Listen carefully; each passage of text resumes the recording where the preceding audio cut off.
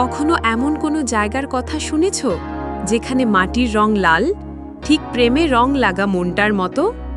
একটা দ্বীপ যেখানে মাটি লাল, পাহাড় বেগুনি আর সমুদ্র যেন রং তুলির ক্যানভাস।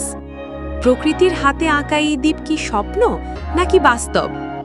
চলো আজ আমরা খুঁজে নিই পারস্য উপসাগরের বুকে লুকিয়ে থাকা এক রঙিন রহস্য, হরমুজ দ্বীপ। হ্যাঁ, আমি বলছি হরমুজ দ্বীপের কথা। পারস্য উপসাগরের বুকে এক টুকরো রঙিন স্বপ্ন।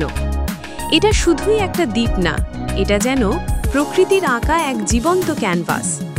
এখানে পাহাড়ের শরীরে জড়িয়ে আছে লাল, সোনালি, বেগুনি আর সবুজ রং। প্রায় ৭০ ধরনের খনিজ ছড়িয়ে আছে মাটির প্রতিটি দানায়। এখানকার মানুষ বলেন, আমাদের মাটিও কথা বলে, শুধু শোনা জানতে হয়। এই দ্বীপ একসময় ছিল পর্তুগিজদের দখলে। তাদের রেখে যাওয়া প্রাচীন দুর্গ এখনও সময়কে চুপ করে শুনে যায়। প্রতিটি ইট যেন ফিসফিস করে বলে, আমার বুকেই লেখা আছে ১০০ বছরের গল্প। আর এখানকার মেয়েরা, তারা বালু দিয়েই এঁকে ফেলে প্রেম, প্রকৃতি আর পুরনো গান। হরমুজের লাল মাটি খাওয়া যায়, এটা দিয়ে তৈরি হয় খাবারও।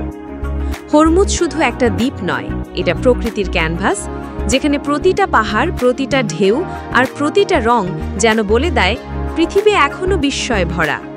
তাই একদিন যদি নিজ চোখে রঙিন স্বপ্ন ছুঁয়ে দেখতে চাও, তোমার গন্তব্য হতে পারে হরমুজ দ্বীপ।